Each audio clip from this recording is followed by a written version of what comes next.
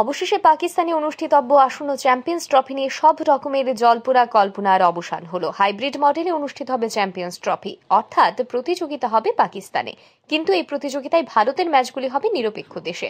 বৃহস্পতিবার champions trophy নিয়ে আইসিসির বৈঠক অনুষ্ঠিত হয়। এই বৈঠকের সিদ্ধান্ত হয় আগামী 2027 সাল পর্যন্ত ভারত বা পাকিস্তানের যে সমস্ত আইসিসি প্রতিযোগিতা হবে সেখানে এই দুই দেশ নিরপেক্ষ দেশে খেলবে। অর্থাৎ পাকিস্তানে কোনো প্রতিযোগিতা হলে ভারত যেমন নিরপেক্ষ দেশে খেলবে, তেমনি ভারতে যদি কোনো প্রতিযোগিতা হয় তবে পাকিস্তান নিরপেক্ষ দেশে খেলবে। আগামী বছর ফেব্রুয়ারি বা মার্চ মাসে পাকিস্তানের চ্যাম্পিয়ন্স ট্রফি হওয়ার কথা রয়েছে। এই ট্রফিতে পাকিস্তানে খেলতে যাবে না বলে প্রথম থেকেই আপত্তি জানিয়েছিল ভারতীয় ক্রিকেট বোর্ড।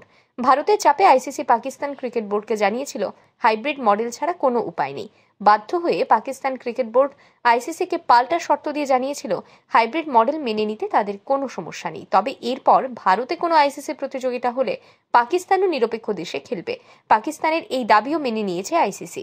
এদিকে চ্যাম্পিয়ন্স ট্রফির আয়োজন ঘিরে সমস্যা মিটলেও প্রতিযোগিতার সূচি এখনো প্রকাশ করা হয়নি। খুব শীঘ্রই চ্যাম্পিয়ন্স ট্রফির সূচি ঘোষণা করবে আইসিসি। তখনই জানা যাবে কোন নিরপেক্ষ দেশে চ্যাম্পিয়ন্স ট্রফির ম্যাচ খেলবে টিম ইন্ডিয়া।